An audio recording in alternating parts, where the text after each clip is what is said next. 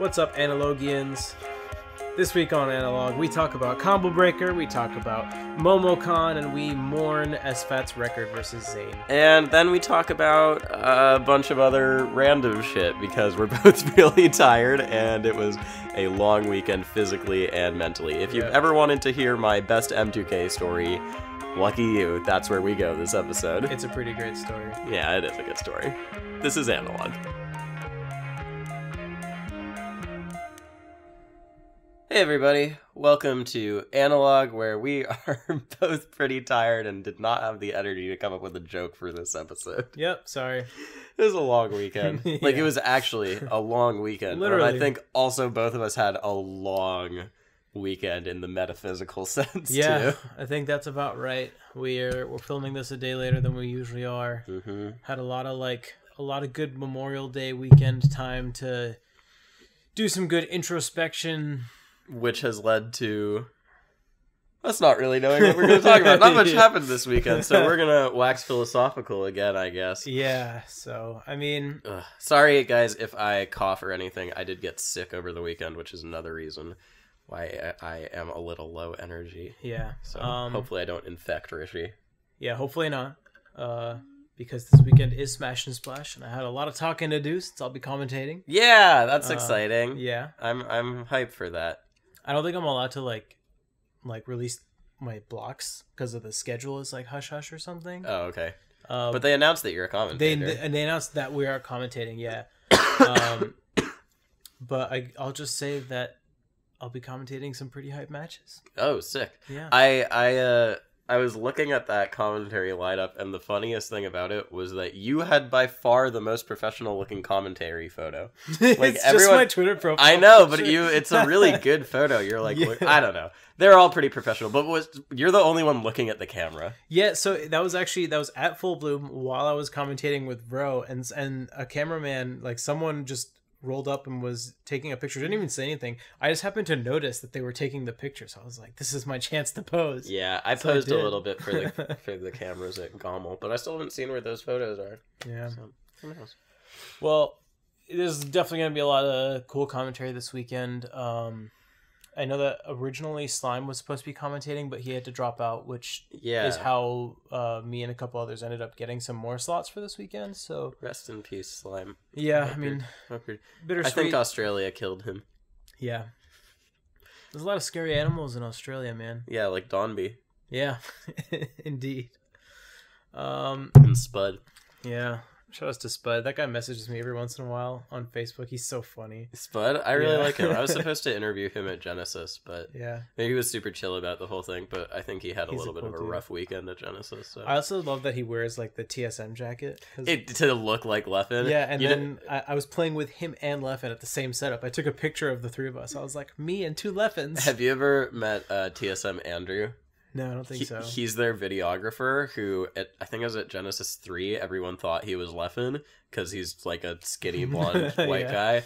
And he also has since then started like cosplaying as Leffen whenever he's at a Smash tournament. It's so funny. I love it. Shout outs to Andrew. I love Andrew. Shout outs to Spud. Good job getting third at BAM. It was BAM 9, right? Yeah, I think he got third. We didn't talk about BAM. Nothing.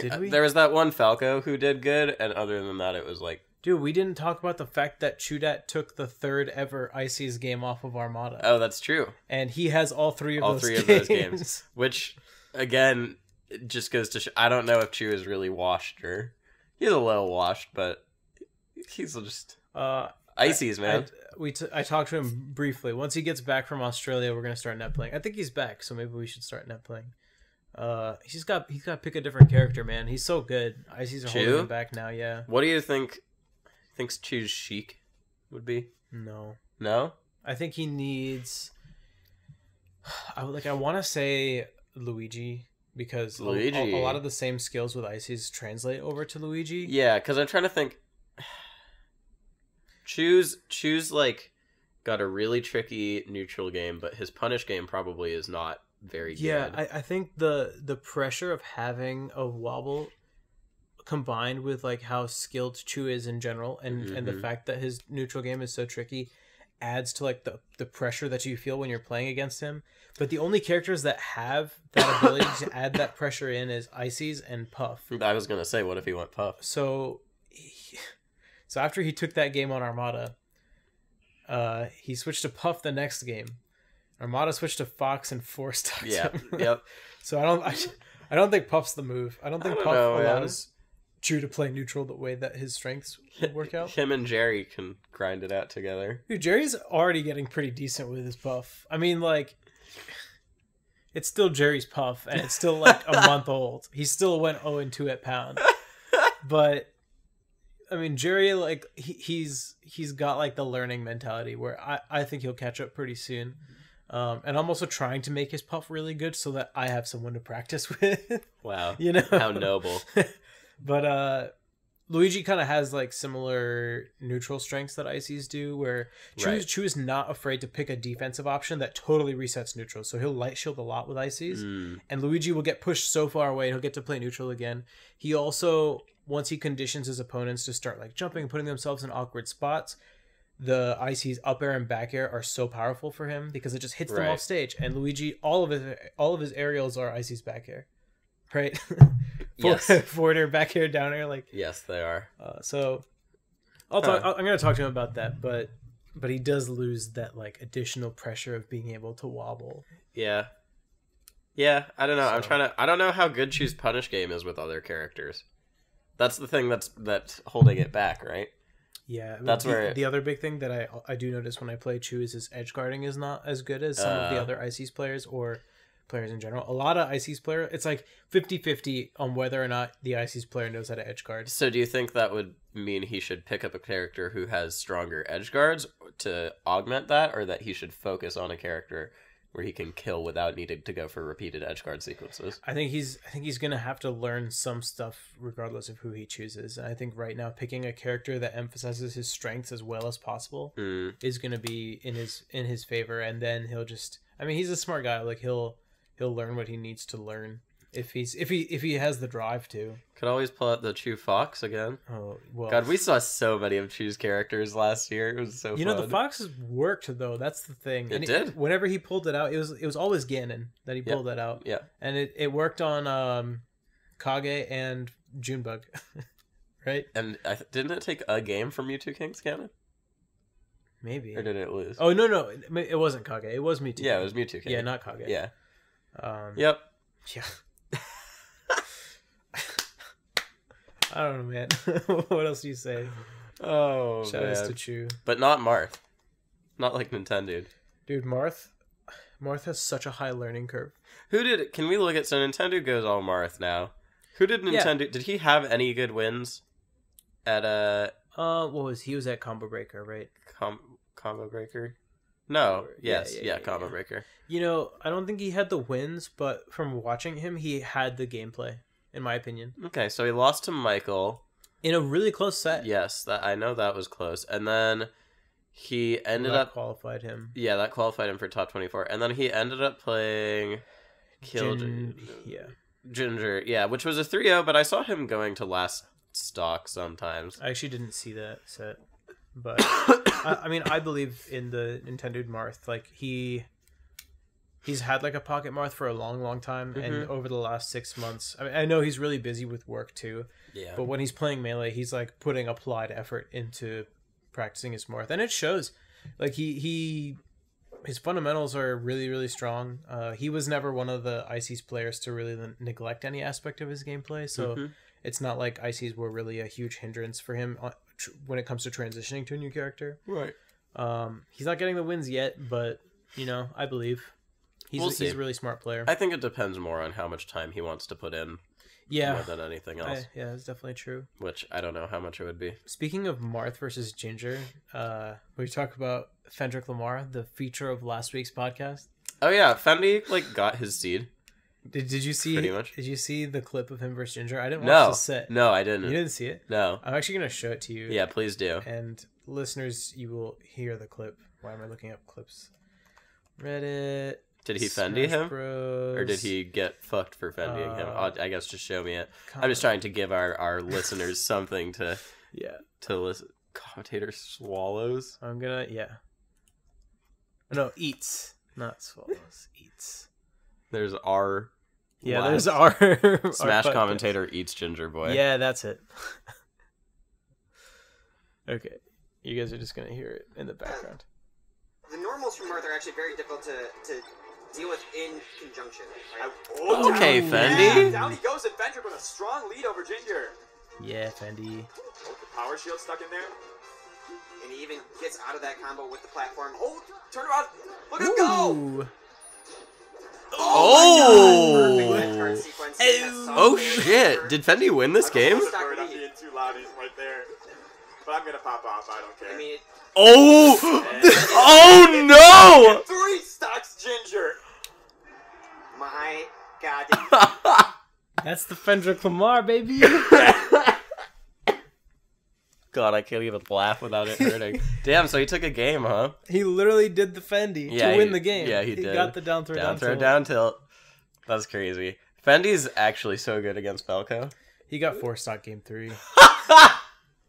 I didn't watch it, but I heard. Oh, poor Fendi. You can see Ginger's face at the end of the clip. He's nodding. He's like, okay. Wait, go down to Fendi's. He's right below this because I remember looking for it. Yeah, so I think he got basically his seed. Yeah. Just below his seed, actually. Because he got 13th. Actually, I don't know who Russell is. Who's that guy? I don't know. Well, good job. You 3-0'd Fendi.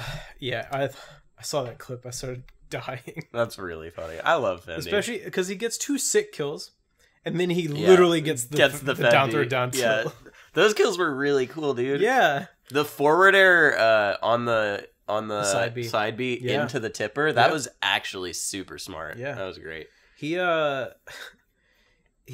We talked about this, Duck and I were telling him when he nearly beat Dewan at Gommel. His like sense of neutral is actually like probably above average, and his punish game and like knowledge of the punish game flowchart is also above average. Yeah. The problem is once he gets hit. Yeah. Like his defensive game is not quite up to snuff. But I don't know, man. Like, don't sleep on Fendrick Lamar, guys. A lot of these, definitely not. I was thinking about this the other day. Like, we kind of take for granted the commentators and like their melee skill, and they get so harshly criticized by Twitch chat and everything for, you know, misinformation and such. But like the vast majority of regular melee commentators are so much better than the vast majority of melee players. Fendi's like, you know, we were talking about this. Fendi's like the 5th best dedicated commentator at Melee. Yeah. He's top 5. And like half of them have been top 100. Yeah. Right? Like Vish has been top 100. Yeah. Waffles. Yep. Phil while he commentated. Yeah, it's like it's probably Oscar, Vish, Brandon, and who's the last one who's above Fendi? There's one other person. I mean, it depends on if you count Phil anymore. No. I don't count him. Someone else? There's someone else. I mean, Wobbles. No, I don't count him. Yeah. He doesn't really play anymore. He shows up once a year. Yeah, for Smash's Flesh. Yeah. I don't know, but yeah, because I think Fendi proved he's better than Toph. But I don't know. Fendi versus Tafo be interesting to see. Yeah. Because Tafo's washed as fuck. Yeah. But Tafo still beat Crunch in that money match. Yeah. So yeah, that's true. Hey, Scar's not bad either. Scar and Tafo are both 1-0 on me lifetime. Fendi would destroy Scar, and you know it. Yeah, you know that it would be brutal. Down throw, down tilt. It would absolutely be. It would be so tilting for Scar to play against too. It would be the most frustrating thing. I want to see Fendi versus Scarth. God, dude, I still have so much of the reads to catch up on. Yeah, I am very excited. I was watching a little bit out of sequence just while I was working today. I was watching the most recent one, which has Skeleton, the skeletal swordsman, a mysterious white Marth who showed up when Ben SW had to leave the room for a little bit. Really? Oh my god. So funny. I am so excited to watch all of the Ben SW episodes. Yeah. Shout out to those guys. I love the reads. I really do. I was thinking of a okay, so let me pitch this to you because I was pitching it to other people and I was gonna maybe try and do it at work. But this was a show idea I had where so I don't have a name for it. I really need to think of a catchy name for it. But the idea is I would choose one top player a week. And I would start out and like do very, very brief analysis, like 30 seconds of like, okay, what defines this player? So for Mango, I'd be like, okay, Mango's so good at fading his aerials. And I could oversimplify stuff too. And he makes really good reads with F smash and movement reads, and he conditions people and punishes them really hard. Okay, now I'm going to be Mango. And then I would dress up like the person. Okay. So for Mango, I would just put on a beard and a USA bandana. Okay. And I'm going to play net play. And I'm going to consistently talk to myself and be like, okay, what would Mango do right now? Okay, Mango would go for the moonwalk here. And I would attempt to moonwalk and fail and fall off the stage and die. And the entire thing would be me trying to learn about players by playing their playstyle, but most likely failing the entire time. Okay. On net play. So I'm down with the idea of imitating people, but it's actually most likely that you would just play like you normally play. I know. But I think the reason I thought of it is because sometimes when I play net play, because net play is so fucking awful for me most of the time. But sometimes when I play net play, I will say, okay, I know I'm going to play worse if I do this, but I'm going to actually just commentate, like self-commentate, because it helps me process better what I'm doing right or wrong. Fair.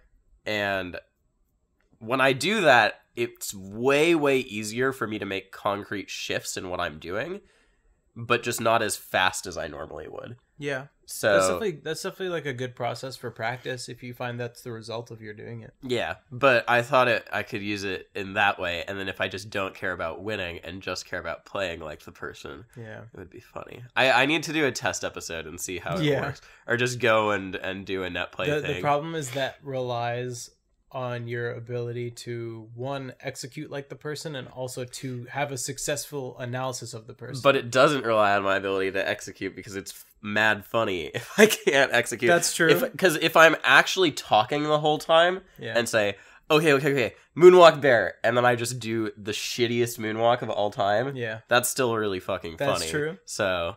And there's shoot a pilot and send it that's over. what I need to think about who to do for the pilot, because Mango's really hard actually, because he doesn't have quite as like definitive technical things that he does. Do Zane. That's what I was thinking too. Yeah, because it's so easy to do Zane shit like it in Like absentia. that. Yeah, it feels like no, like it's so easy to do it just when there's no one there. Yeah, but in a game, then you're like, what do I actually do after I'm dash dancing in the corner? Exactly. For 3 seconds. Yeah, the only reason Zane isn't my immediate one is because I don't know how to cosplay as him. Okay, no, I can tell you exactly how. You just look at what jacket he's wearing, because he goes through like 3 straight months wearing the same his jacket. Gomble jacket, dude. The jacket he's on currently is fucking fresh. No, I agree. I think he definitely got like some fashion consulting for this one, because before he was wearing like the same winter coat. Did you see Crush's tweet about it? It's so funny. He's like, I have nightmares about the huge winter coat that Zane wears. And when I mentioned it to Zane, he was just like, I get cold.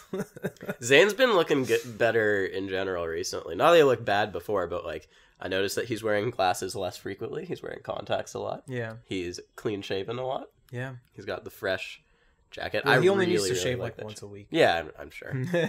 But I really liked that jacket. Yeah. But I don't want to spend fucking $300 on a jacket to look like Zane.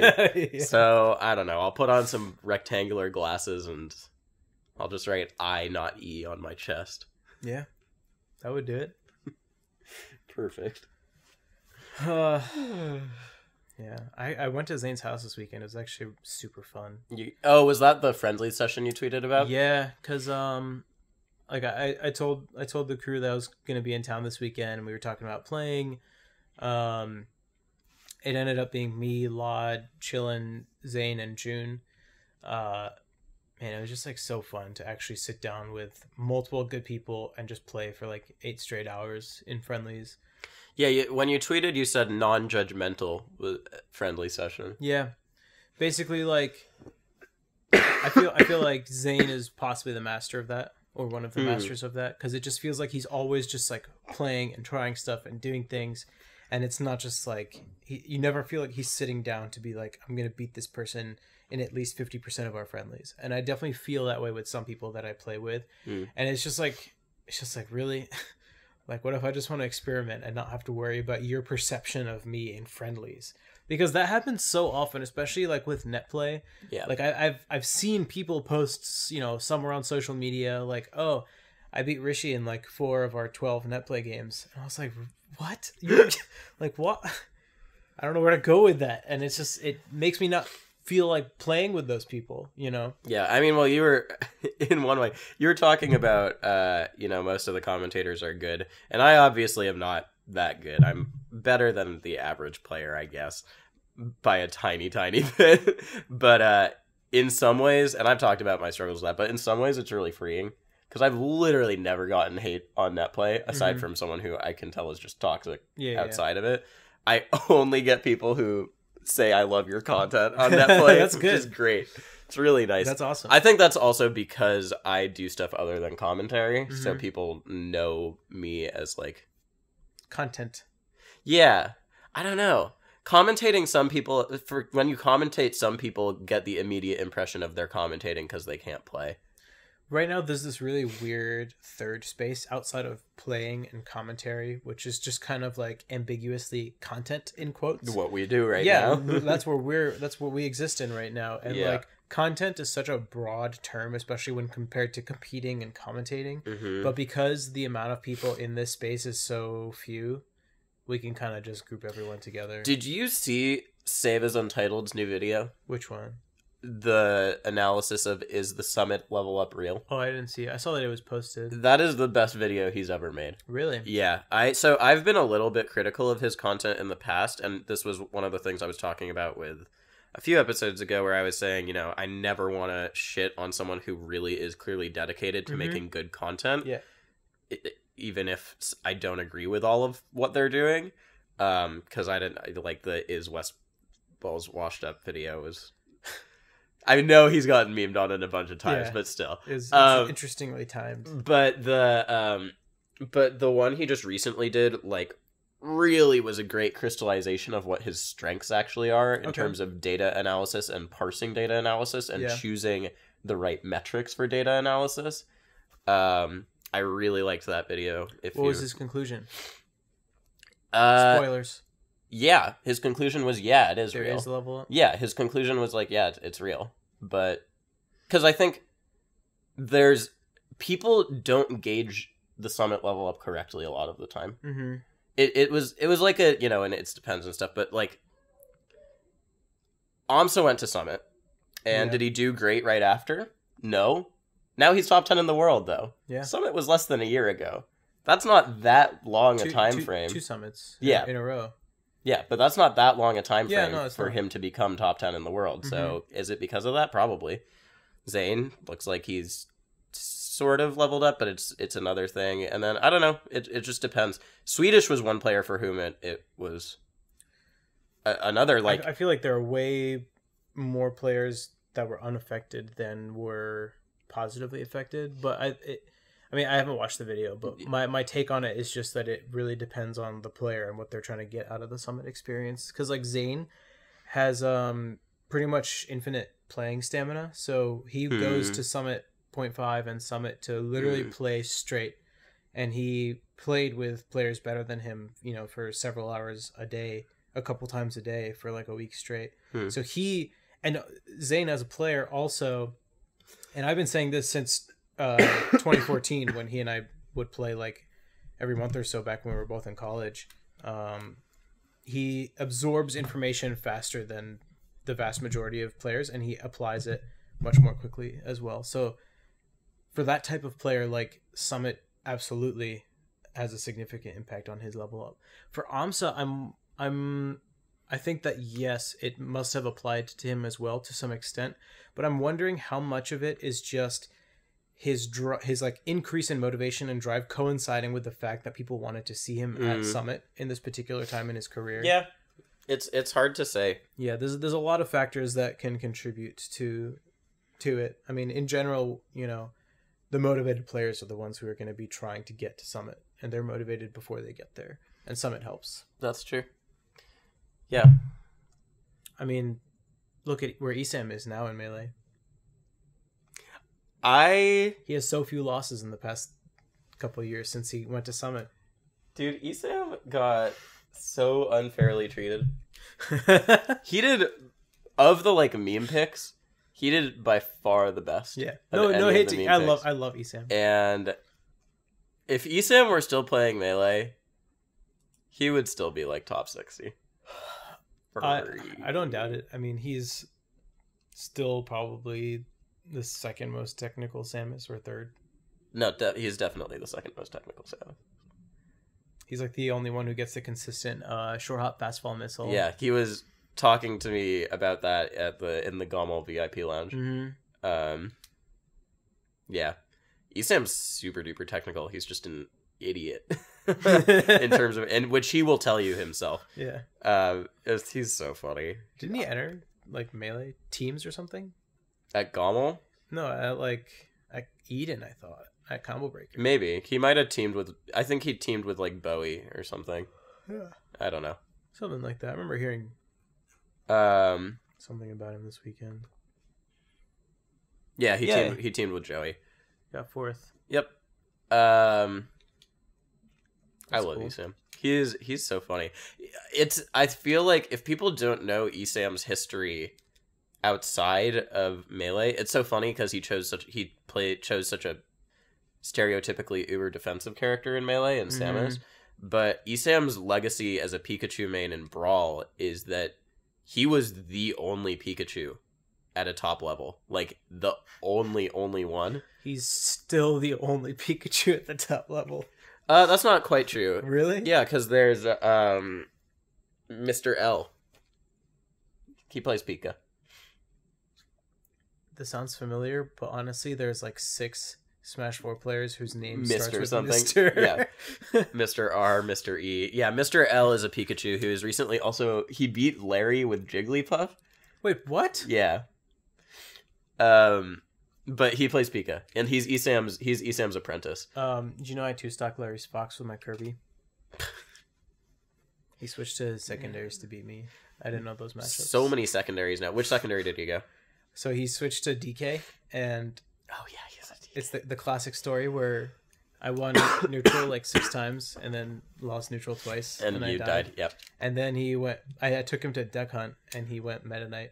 Meta Knight, really? Yeah, and I got 0 deaths pretty early, and then I was clawing my way back, and then I was fishing for the up throw cheese kill on the tree. Yeah, but I forgot that he has the same up throw, so then he did it to me. That's how I lost. I don't remember if I said this on the podcast before, but Laudandus would play Charizard just for that, specifically on Duck Hunt to do that. Yeah. When he wasn't timing people out. That stage was sick for Kirby because it's like FD, and Kirby's pretty decent. And you can on crouch FD, in the grass, but you and literally not get an up throw kill at like 40%. Yeah. But Esam in Brawl, so Pikachu's actually like one of the more technical characters in Smash 4 and Brawl because of quick attack cancels. Yeah.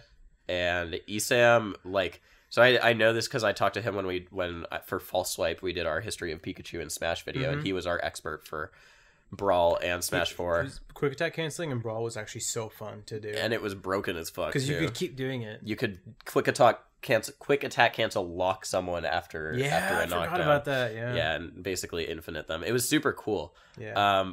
But Esam's like, his legacy is as a technical player, which I don't know if people who know him from Melee know. Even though if you watch his Samus, it should be evident just because he plays Samus. But like, he talks about like pivot missiling and all that stuff on Samus. He's really technical, and in Smash and Brawl, he is adamant that Pikachu is actually like top 5, which no one else thinks. Yeah, because Pikachu is one of the few characters who could beat Meta Knight. Yeah, I mean, Pikachu had the mobility to do it. And vertical KOs were really amazing against Meta Knight because of his recovery being just fucking stupid. Yeah, you can't edge guard him. Yeah, so being able to Thunder Spike him was really important. Yeah. And Esam just says basically, listen, Pikachu beats Meta Knight, I just am an idiot and played too aggressive. Interesting. I didn't want to camp people out. That was the other thing. Being able to camp Meta Knight is really good. He's a very balls to the wall kind of player. Pikachu can camp with Thunder Jolt and always get out of disadvantage because of up B. Yeah. Yeah. I don't remember enough about the game to comment on that, but that all sounds pretty reasonable to me. Yep. That's kind of one of the matchups where it's like who gets the lead first and then who camps out the other person really hard. Yeah. But yeah, he's not that kind of player, at least with Pikachu. No. So I guess let's take a break and then we can dig a little bit into the Combo Breaker and Momocom brackets. That sounds good to me. So we'll be right back, guys.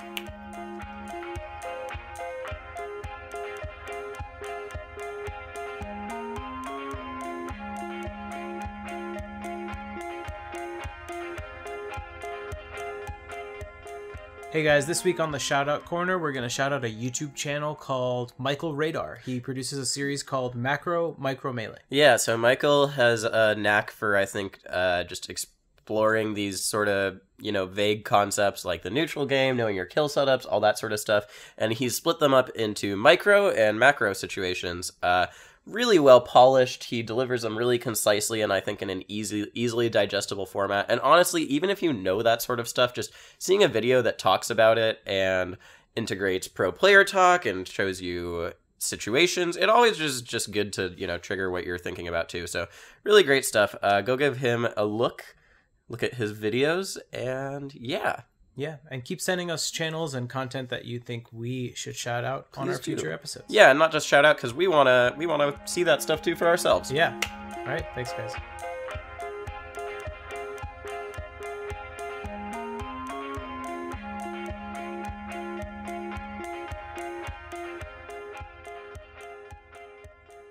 Hey guys, welcome back to episode 9 of Analog, where we're talking about just a lot of stuff.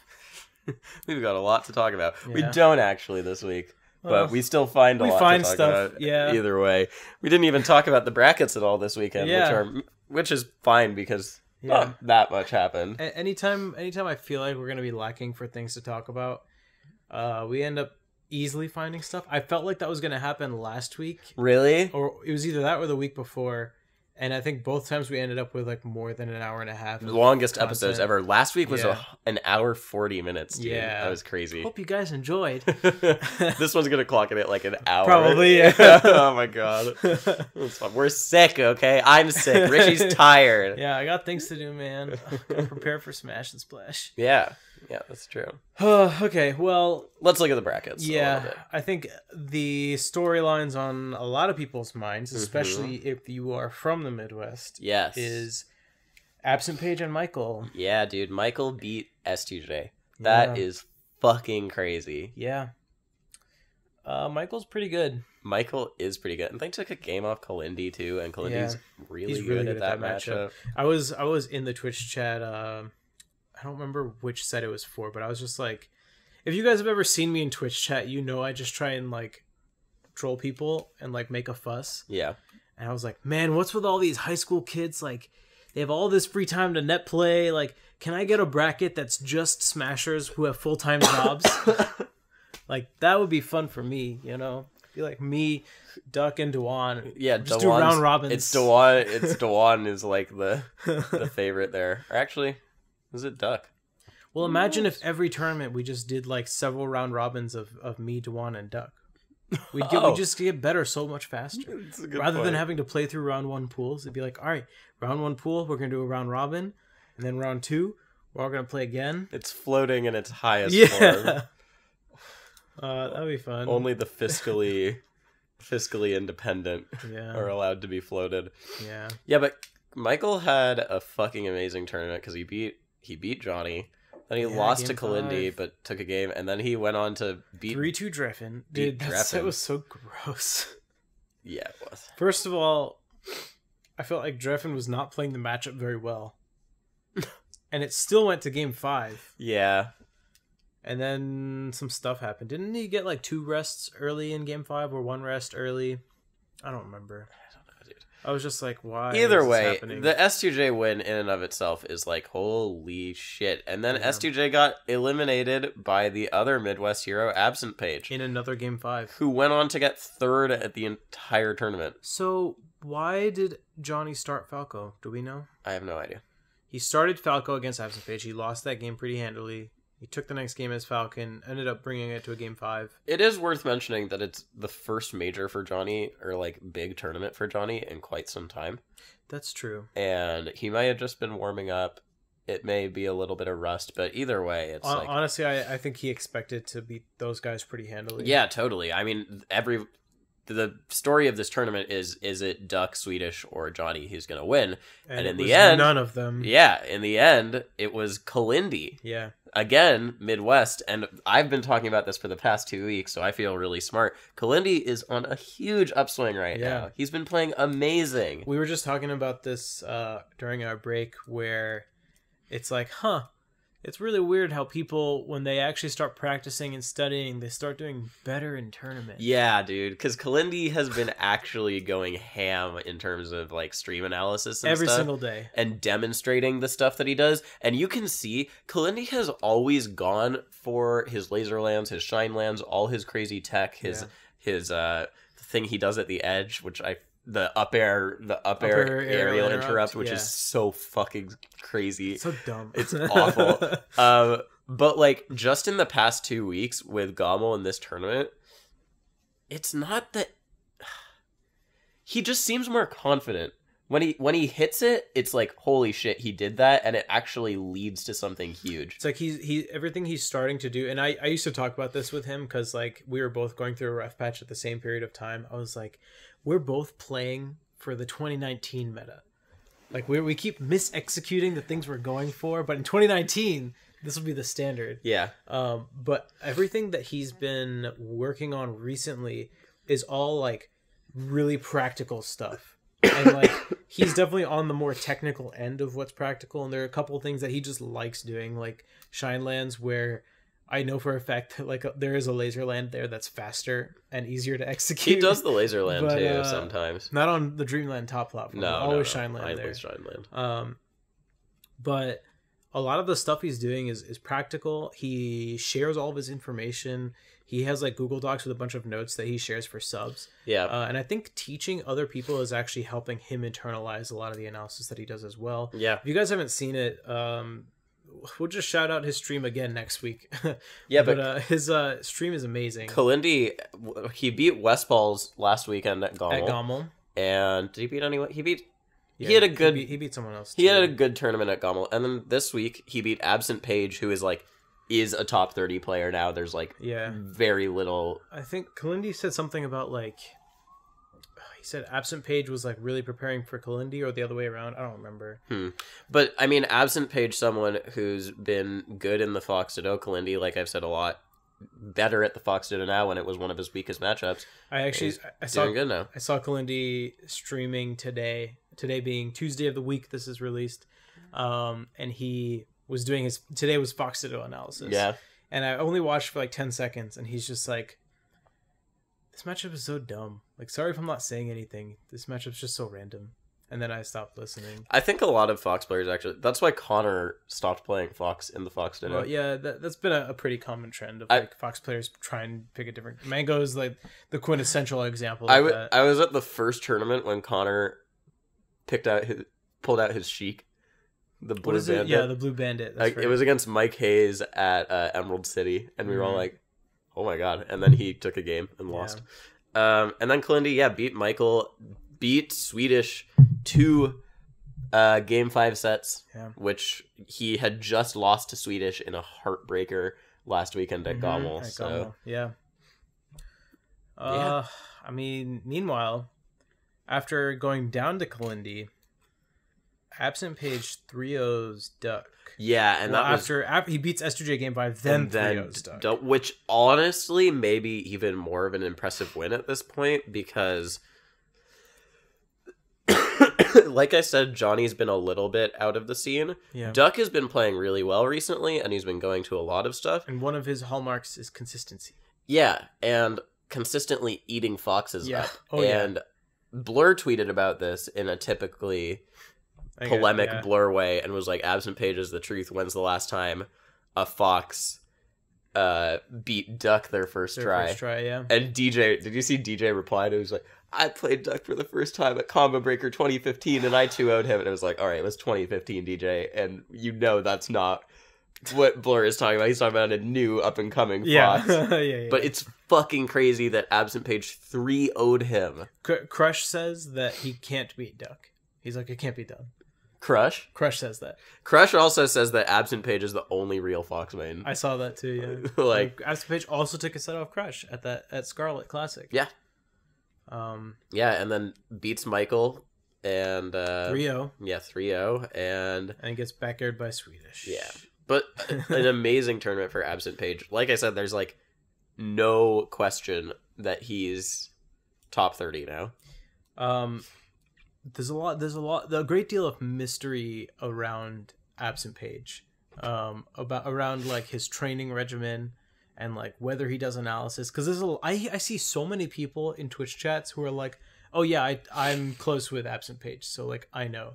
So in Kalindi's chat, he was doing some analysis and like watching the Absent Page duck games, and someone in chat's like, yeah, he never does analysis.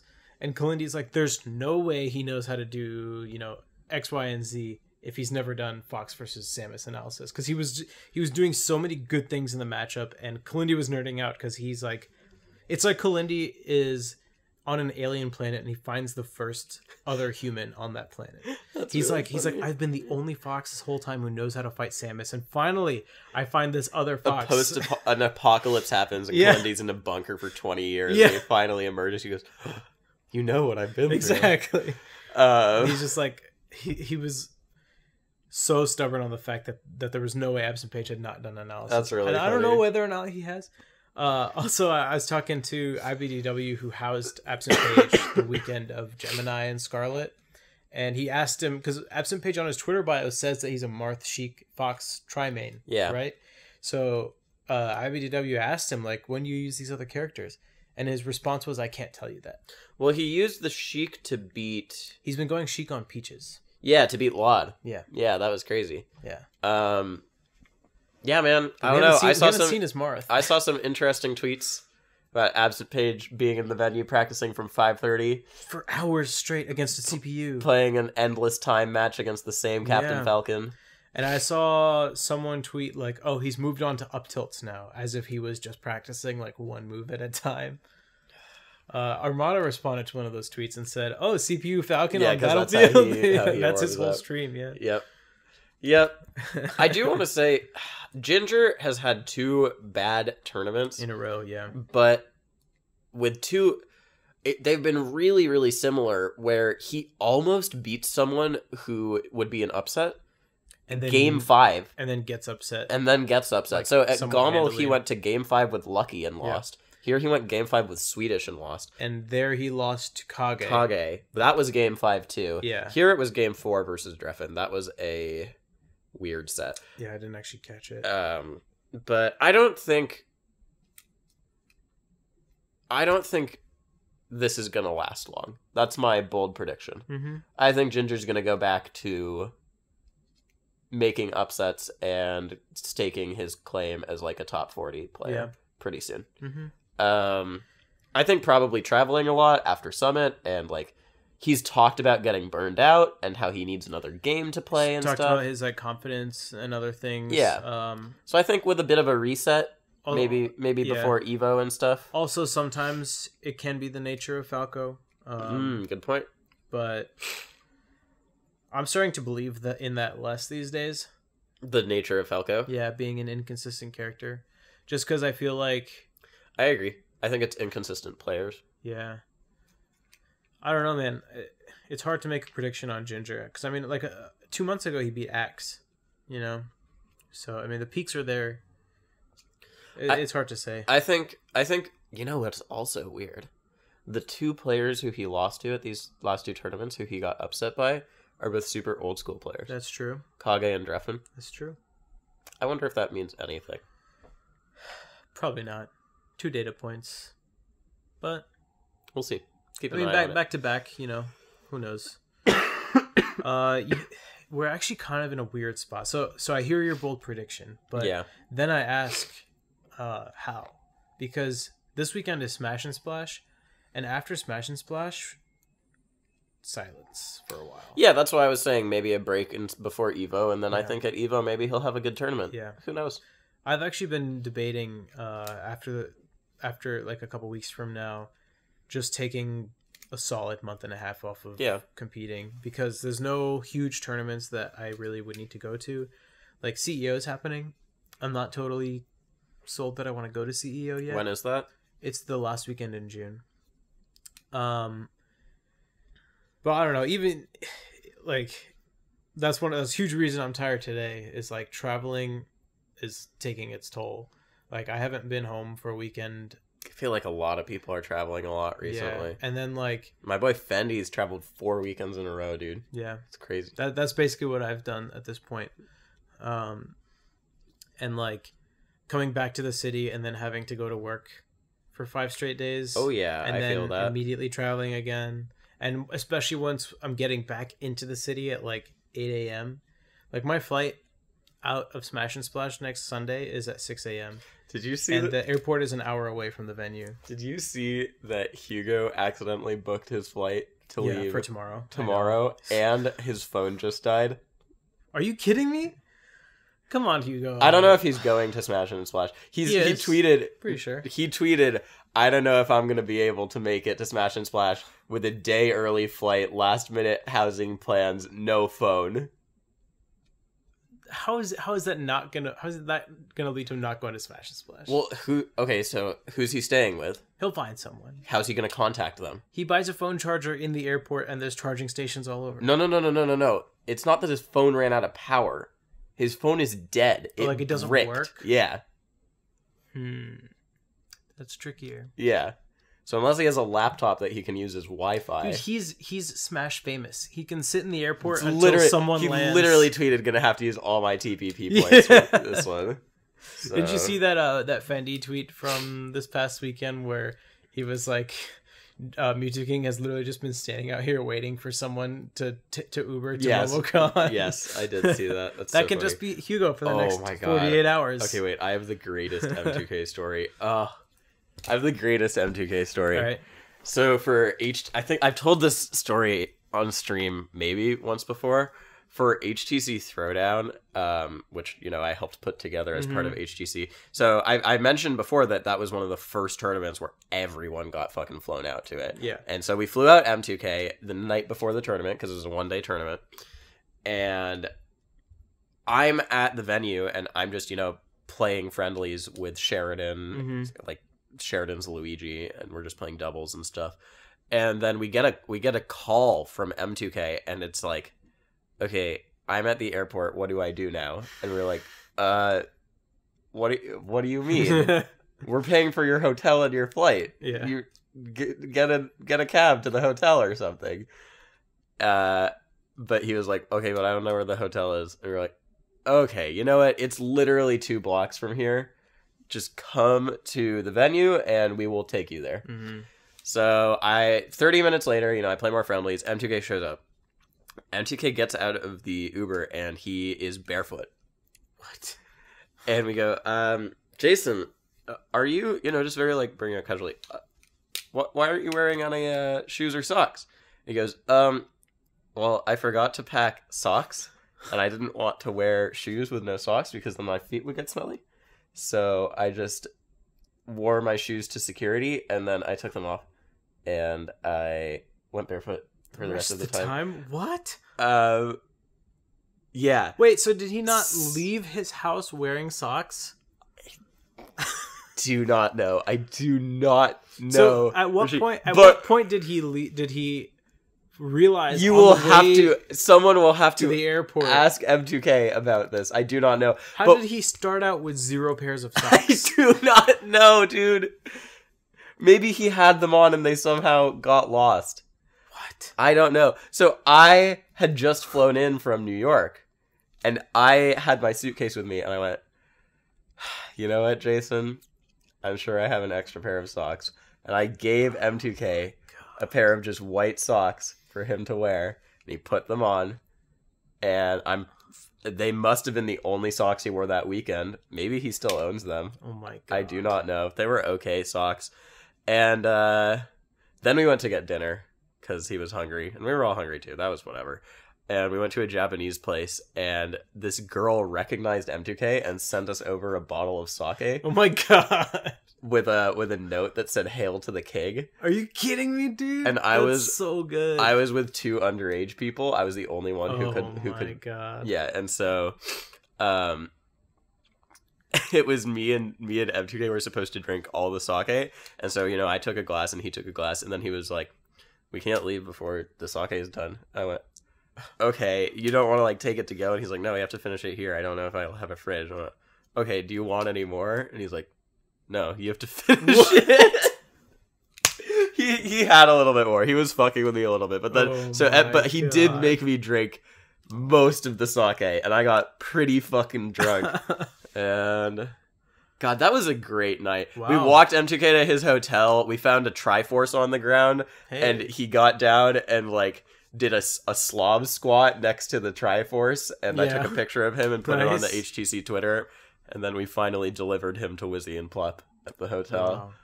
And then HTC Throwdown happened, and he got upset, I'm pretty sure.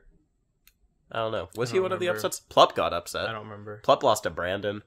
Mango lost to McCain. What? That was a crazy tournament, dude. When was this? HTC Throwdown? Yeah.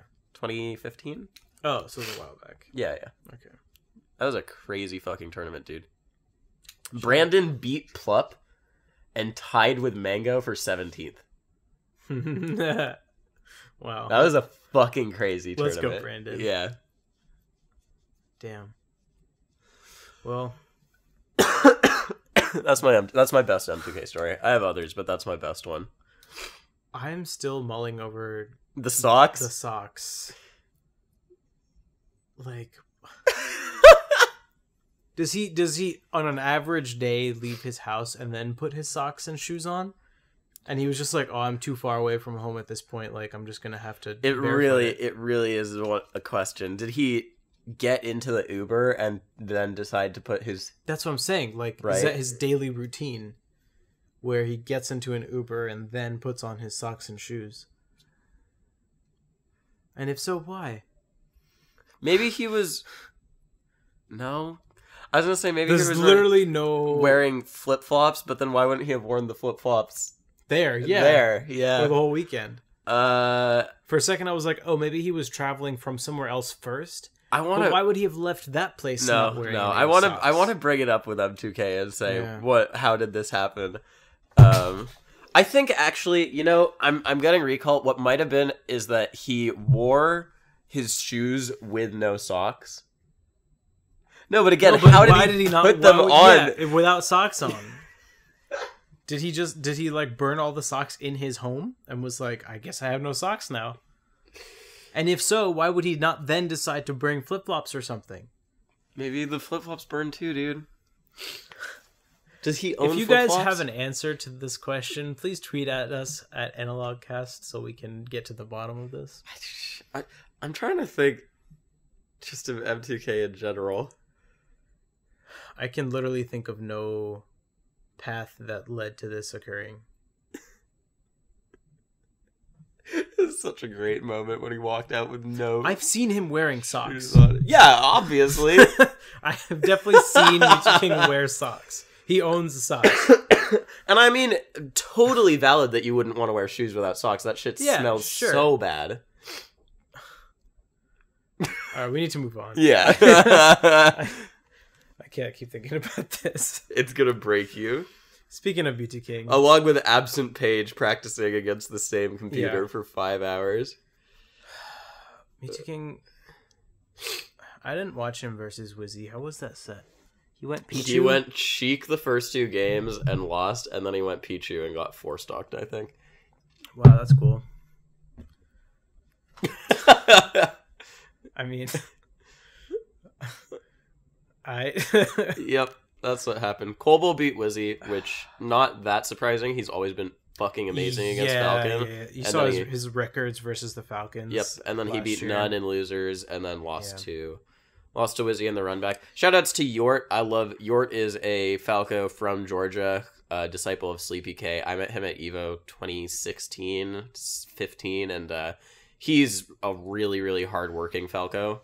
He has like a fucking 100-page document of Falco notes. Wow. Yeah, he's super cool. He went 1-1 with Iwi the Yoshi. What have we been saying on this podcast since day one? Bye, Yoshi. Yeah, the fucking first episode title was Yoshi Rises. Yoshi on the Rise. Yeah. Another Yoshi. So after he beat King Momo 2-0. I have no idea who this Yoshi is either, dude. I've never heard of him. Me neither. And I know most of the Yoshis. Yeah. I wonder if it's someone using a different tag. Because Iwi looks like a face. Yeah. This 119 looks familiar in front of his tag. I don't know, man. But I was just so confused because I tuned into the stream and I saw Yort versus Iwi and it said top 8 qualifier. I was like, is this true? Is this actually a top 8 qualifier? And dude, someone told me that. One side was Yort versus Iwi, and the other side was Nun versus King Momo. Yort got some good wins too. He beat Smash Bob, which that's pretty good. Yeah, shoutouts to La Luna getting his revenge on Smash Bob. Yeah, and then he also beat Tubes. Who Tubes is? He's a GA Falcon. He's okay. Cool. He's notorious. You can see he has JV5 in his tag. He's the Falcon who got JV5 by PB that one time. Oh, let's go. Yeah, but he's pretty good.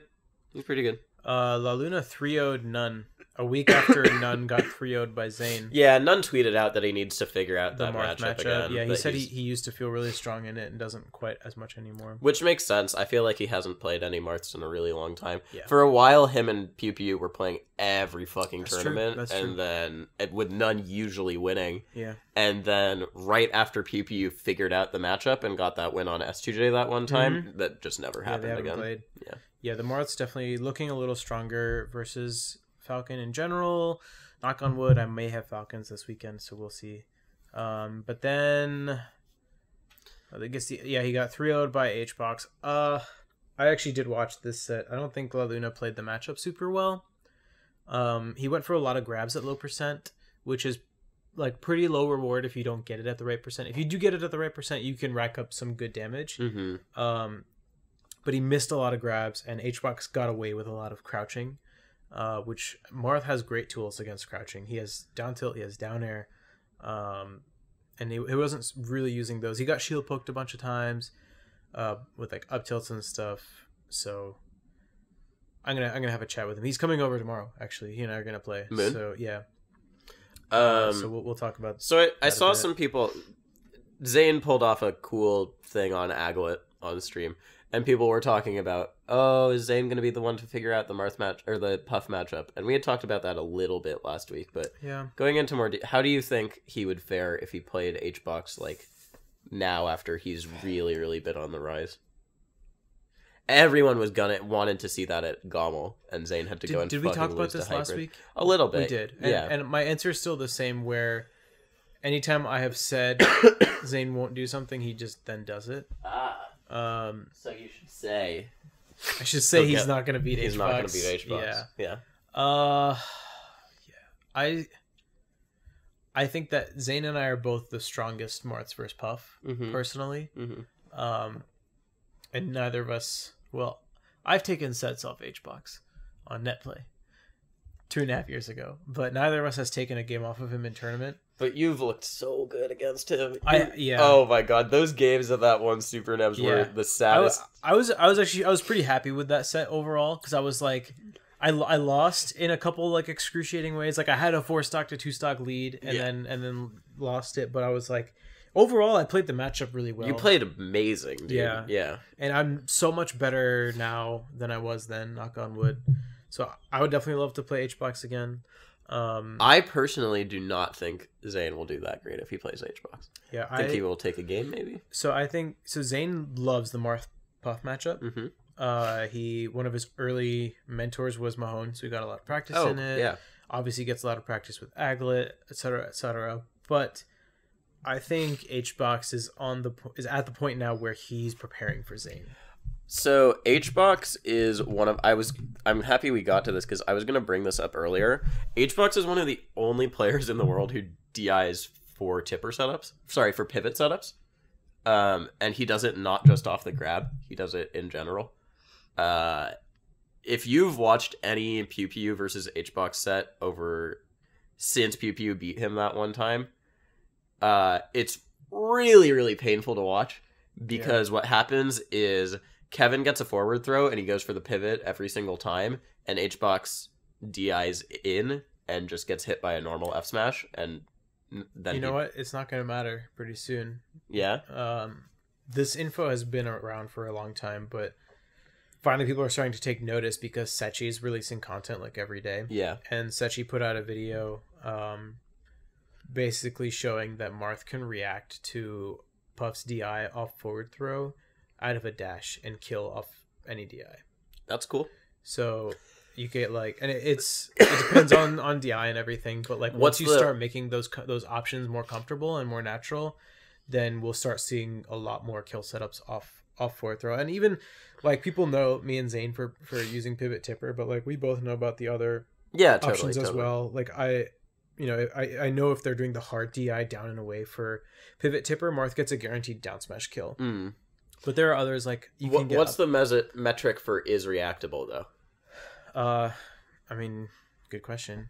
I'll have to go look at that video. Yeah, because Sechi's also a super like I know optimal everything is possible. I know, guy, but even knowing like 2 or 3 options, can make a big difference. Totally. Because right now a lot of Marths are so focused on the pivots. They're like, and I think I've talked about this before. People have asked me like, what do you think about? The way they ask me about pivots is as if pivots are their own category of things in Melee. No, but if you read my article on pivots that's on Dignitas right now, like I try and make it I try to make a point of saying that pivots are strictly a movement option that will enable you to do certain things that may otherwise not be possible. Yeah. And really the utility in a pivot is the ability to act during your initial dash without having to jump or shield. Yeah. So like pivots shouldn't be this whole alien thing where it's like all of a sudden it changes the whole matchup. It's just that it covers one It's a means DI. to an end. Yeah, it covers a couple DIs that some floaties do off forward throw. I did see, one of the reasons I bring this up is because at Gommel, Zane, it happened a few times against Shroomed, where he would go for his forward throw pivot setup, and Dewan would DI and it didn't tip, right? Yeah, and it didn't tip her, because Dewan was ready for it. Which is it's a mix-up, because if you DI in, you get down tilted at the edge a lot of the time, too. Or dared, yeah. So I'm curious to see if that starts to happen at all. In response to what you're saying about what's reactable, I can definitely react to when forward throw pivot tipper is going to work on a character like Marth, Peach, Puff, Sheik. Yeah, it's also, you have to take into account throw timings. Because they change for different characters. And Puff's is really, really fast. Yes. It's actually surprising how few people know that. The fact that the throw timing changes depending on the character. That's why your muscle memory for chain grabbing Fox and Falco is different. Yep, it changes depending on weight. The lighter a character is, the more frames will be shaved off of the end of a throw animation. If you guys don't believe us, pick Marth and up throw Puff and then up throw Bowser and see what happens. Yeah, see how much longer it takes. Yeah. It's really weird. Bowser like almost hits the floor before you're out of the throw animation. Yeah, it's definitely weird. It's very strange. I don't know, man. It should be interesting. And that's another thing where with Sheik too, because she's heavier, so than Puff at least. We'll see. I mean, I think the brackets are about to possibly change for Smash and Splash, but where it is right now, HBox is in Zane's path. Well, provided Zane doesn't lose to fucking, I don't know, what Marth would be at Smash and Splash. So his bracket his bracket if unchanged is Amsa. Oh man! And into guess who? SFAT. Dude, are you kidding me? No. Poor Zach. I actually... I mean, come on, guys. I feel really bad for Zach, actually, because everyone agrees now, like, Zane took his place in the top 10. Zach's probably 11 or 12, along with Crush. Zane's 8th seed and Zach's 9th seed. Yeah, so everyone agrees upon that. But the thing that makes it really sad is Zach hasn't really had a bunch of bad tournaments. He just plays Zane in every loser's match. It's not like he's getting randomly upset. He's just losing to Zane over and over again. Literally. And there is one Fox player in the world with a positive record on Zane. Yeah. One Spacey player in the world with a positive record on Zane. So it's not that bad that Zach is losing every single time. Yeah. Actually, now there's 2.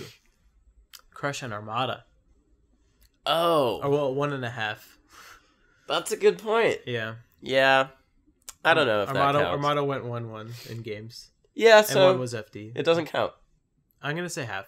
But Crush is a positive record.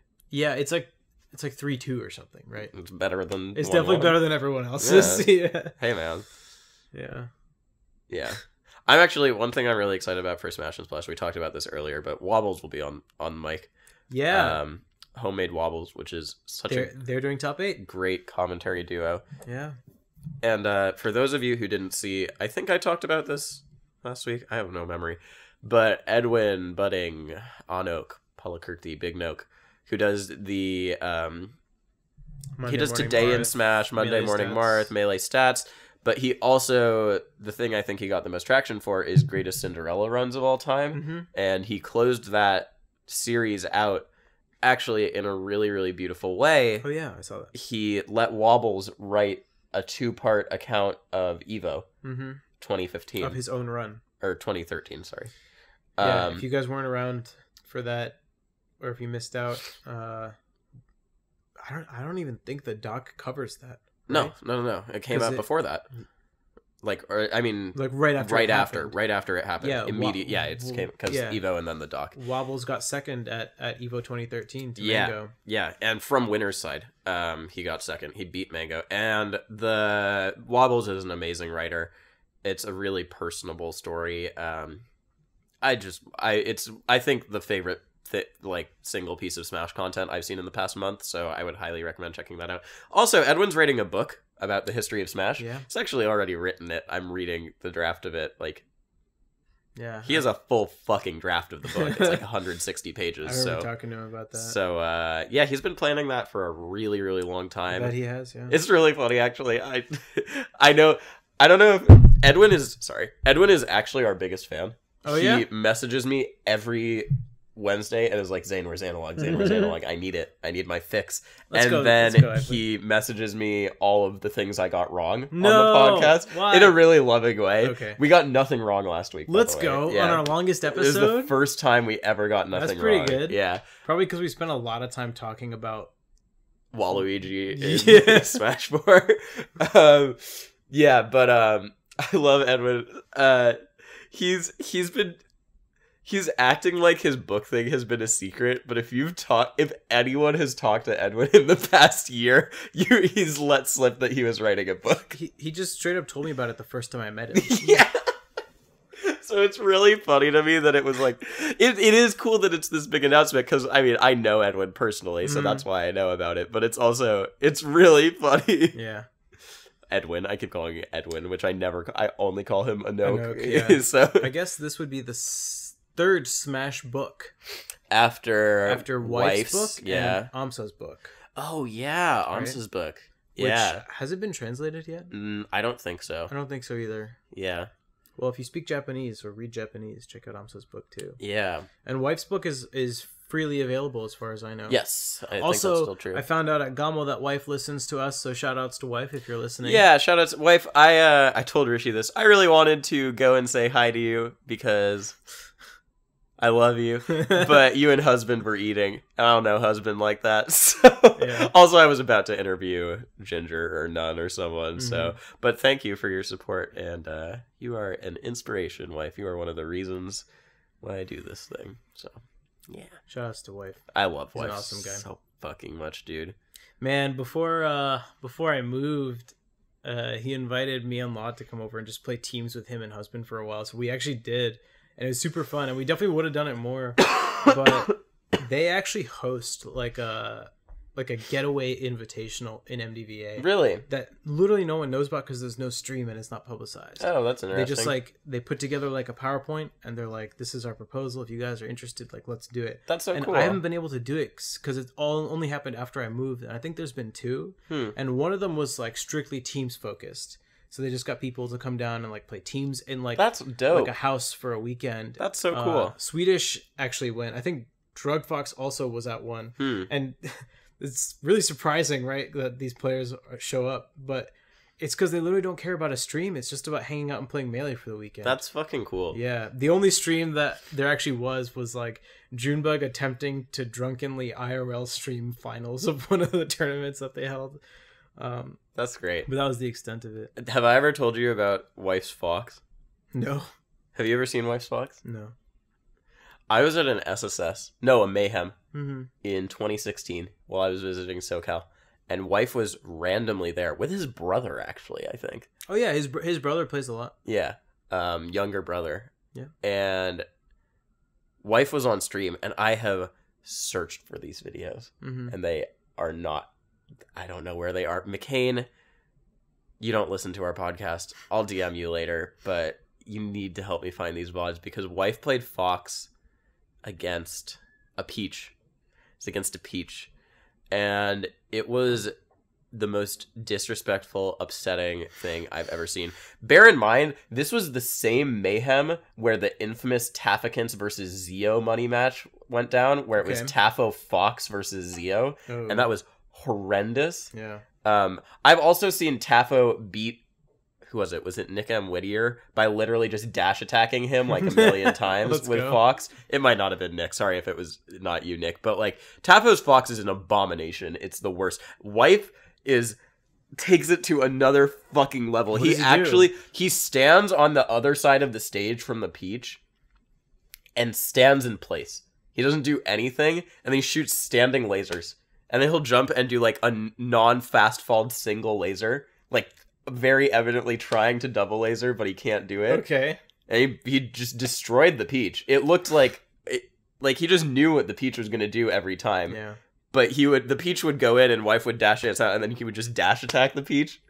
It was so upsetting to bear witness to. I love watching Peach players play Fox against Peach. Yeah. Because they're all like, you see how bad this matchup is? This is all you need to do. Yeah, it was really fun. It was deeply, deeply upsetting, and I hope Wife remembers that set and can help me find it. I hope also I haven't offended you too much, Wife, but that set was, oh my god, it was...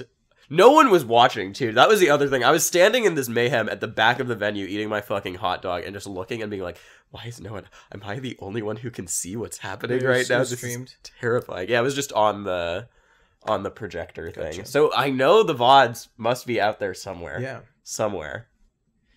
I don't know. Yeah. Last abrupt topic change. Yes. You mentioned Smash 5. Did you hear the rumors? Well, I'm actually... Wait, which rumors? I heard rumors today that YouTubers have gotten Smash info. Yeah. And that apparently the info they've gotten is big. Yes, I did hear that. Don't know. I know. I'm really excited to check my phone because Pokemon news was supposed to come out in the time that we were doing the podcast. Yeah. So... As soon as we finish recording, I'm going to check my phone and see if they announced anything. That's hype. But I mean, dude, like, at this point, E3's 2 weeks away. That's crazy. So it sort of snuck up on us, but crazy. It's not that, it's surprising that YouTubers would have gotten info. Especially if, so we know that they're doing the Invitational with all pros, but they have mentioned they're going to have exhibition matches. It's probably YouTubers who are going to do that. So it's probably YouTubers who they're inviting. Nintendo, listen. If you did not invite Donkey and Sky, oh my god, what are you doing? Like, what? Did you know that Sky supposedly is actually was the best Smash 4 Yoshi? Yeah, no, I know. Everyone who's ever played him is. I know. They rave about him. He's like top 100 level. He entered a tournament once, and he was actually doing pretty well. Yeah. Did you know that Donkey beat him? Bet you didn't know. That's what I was gonna say. God, I think that about does it for us. That actually makes me realize that E3 weekend, we're just going to talk about Smash for Switch the entire time. I'm so down, man. I've been very open about the fact that my expectations are way high for Smash 5. Well, we're going to do analysis on the Invitational. Of course. Who do you think's going to win the Invitational? Oh, I did a poll on this, and it was, I put like... I think I actually saw this. I put Zero, Armada, Mango, and Plup, or Mango and Other, or something. Yeah. And like the vast majority of people are putting down Zero. Yeah, which I think is the safe choice. Definitely the safe choice, but if I'm going to pick someone, I'm going to pick not Zero, because I want to make a bold choice. Right. And I'm going to say... Lucky. The Smash Invitational will be the property of the Plup Club. I can see that. Yeah. I can see that. I can never... Who's the fourth Smash 4 player? It's Abadango, Mr. R, Zero. Was it another international player? Is it Leo? Yeah, it's Leo. Okay. I think Zero's obviously the front runner. Yeah, I mean, he's the favorite. Also, Zero played Smash 4 against Ally recently on stream because they were talking about matchups, and they just played a spontaneous 1-5, which Zero won, proving he's still amazing, which we all knew. Yeah, there's no doubt. There's no fucking way Mango wins. It's like zero chance. Yeah. I think it's... I want to say... Like, I also want to say Armada, but I feel like Armada is going to be so bogged down on his own opinions about what he's playing that he's not going to win. I think Joey will overperform. Oh, I think so too, actually. I think Joey's like... I think going into the Invitational, I think the people with like, really good fundamentals and game sense and a carefree attitude is going to take them far. Also, Joey... This is so, like, not even a thing, but Joey played PM longer than anyone. That's not a thing. It's just in terms of adapting between games. Yeah. In terms of it, because he was number one. He also had his fair share of for a complaints about PM. Yeah, I know. That's why he quit. But yeah, he played. And because it died. But I don't know. We'll see. I think... Did it die? A lot of PM players would tell you otherwise. Oh, they know what I mean. Yeah. Ask a PM player if PM's dead, and they'll tell you, yeah and no, it's crawling out of its grave in zombified form. You can't ask that question anymore. There's a lot of answers. But I will say credit to the PM community. I think their entrants have actually been higher than ever. Yeah, they have been. And I think that's going to show at Smash and Splash this weekend, which is one of their main events. Yeah, dude, they have like fucking 300 people registered. Yeah. That's crazy. It's because Pooch is like... It's a Chicago-ish event, and so Pooch is helping run Junebug it. and Lot are both entering. That should be interesting. Junebug's actually not entering Melee, which I'm really upset about. What? He wants to focus on just hanging out and splashing. When's the last time June entered a PM tournament? It's been a hot minute. No one in MDVA really plays that much anymore. Lod's practice in PM is literally majors. It could be a pretty intense tournament then. Yeah. Last year... I don't remember if we've talked about this on the podcast yet, but last year, Lod ended up getting second in PM, which is nuts. Yeah. And the crowd was like so heavily against him because he's just a Melee player. Because he was just a Melee player, yeah. And like one of the funniest things to this day that I've seen is this is like losers semis or oh no, he got third. Sorry, he didn't get second. He got third. In losers semis, he played against, I'm pretty sure it was Fresh, who's like a top Ices player in PM. From New York. Yeah. Best of 5. Game 1, Lod 4 stocks his Ices. Game 2, he 4 stocks his Ices again. Game 3, Fresh switches to Puff, and he takes 1 stock, and the crowd yells and cheers, and then he kills himself because he was done with that set. I thought it was so funny because the whole 8 stocks... Dead silence. That's so funny. Dead silence. That's amazing. I think I was reading the PM circuit like rankings, and it's so weird because Lod is ranked 8th, I think. He's 11th. But you look at his results, and it's like 3rd, 5th, 3rd, yeah. 5th. He has crazy results, but he's played 4 PM tournaments in the last year. Yeah, so. and Peach is better in a vacuum, I think, and take like everything as a character. Melee. Yeah. Take everything I say with a grain of salt about PM. I haven't played it competitively in a long, long time, but there are so many better floaty characters that have tools to deal with Peach. Whereas in Melee, the matchup spread is like kind of decent for her. Yeah. But in PM, she has to deal with a lot more volatile matchups. Who thought it'd be a good idea? PM devs, if you're listening, which one of you decided Ike should get a move that is a command dash that also cancels into a jump, or it just goes into an attack? And if you remember, Smash has jump canceling, which goes into a grab. Or you can just wave dash out and do something totally non-committal. Ike was my PM main for the little bit of time I played thought that was Smash, a good idea? Quick draw cancels are so fucking Why? funny. Especially before he got nerfed. Yeah. Like, original, when they put that out. Oh my god, it was so funny, Was dude. there, like, an oversight committee that just got paid off to, like, don't know, man. let that happen? I mean... I think that does it for us. Yeah.